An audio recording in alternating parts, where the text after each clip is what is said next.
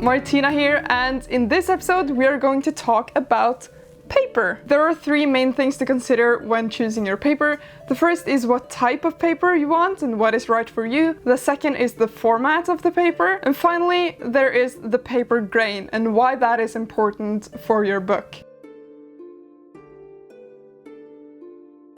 As you're watching this course and you want to make a book, I'm sure you have an idea of what you want to use your book for, whether it's watercolor or acrylic painting or drawing, sketching, writing.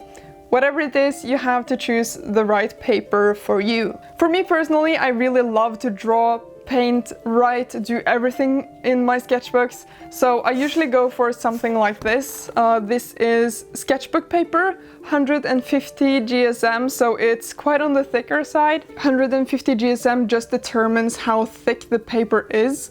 So that's the marker you will have to look for. I think you can use every type of paper you want, watercolor paper, sketchbook paper, drawing paper, whatever. The only thing I would not recommend is using regular copy paper. That is only 80 GSM, meaning it's very thin and it tears very easily, and when you write on it you can usually see it on the other side, which is not very nice and not what you want from a sketchbook.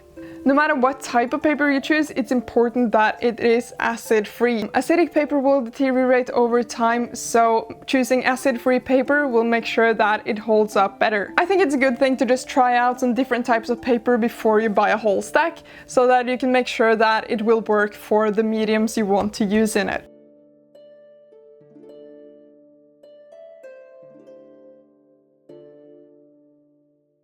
Next up, you have to choose the format of your book. Now, I think this is mainly a matter of preference and what you intend to use your book for. So for example, you can go for a small square format, like this one, or you can go for a full, landscape format. You get a very wide spread. Or you can use the more common A5 format. I think this is probably one of the most fun parts because you can be really creative about the shape of your book. But as you can see, there's a really different feeling to a landscape format from this format, and the way they open up is also different.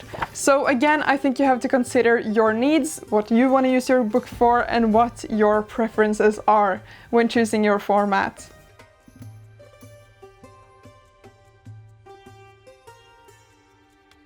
So finally, let's talk a little bit about the grain of the paper. So inside the paper there are fibers that lay in a certain direction. And when the paper is made, especially with these kind of modern papers, the grain direction is very often along the paper. So in these sketchbooks, the grains often go in this direction. If you're uncertain about which direction the grain is going in your sketchbook, you can test it out by grabbing a piece of the paper. You can feel that with the direction the grain is going, it's a lot easier to fold it along the grain. If you go across the grain, you will feel that there is more bounce and more resistance to folding. The grain of the paper should go parallel to the spine. The reason for that is when paper gets moist, either from humidity in the air or from the glue in the bookbinding process, the fibers in the paper expand, and so when it's folded along the grain, they will expand outwards and towards the fore-edge, meaning this side of the book.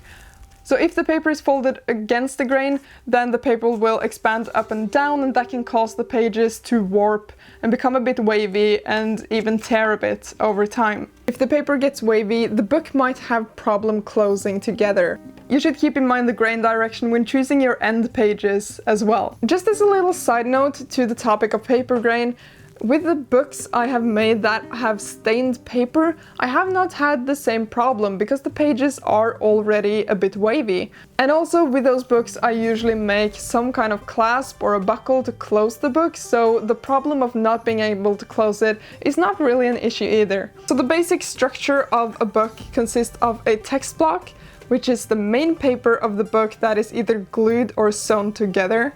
At either end of the text block you have the end sheets, and those end sheets are connected to the covers.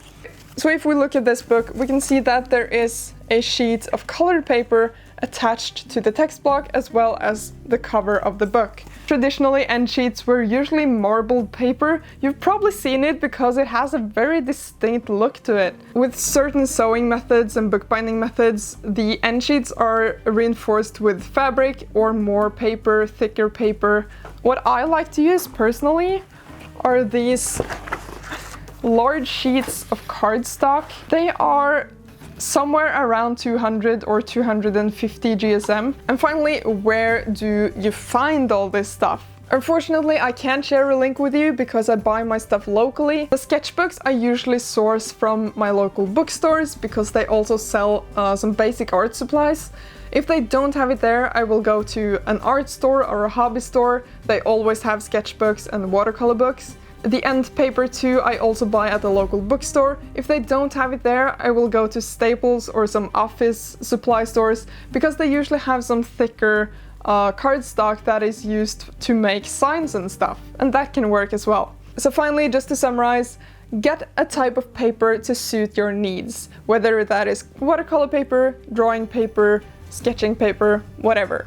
Get paper that is acid-free. It's usually marked on the package. If not, you can ask the store where you buy it from. Choose a format that you are comfortable with and that suits your needs and preferences. And finally, take into consideration the grain of the paper.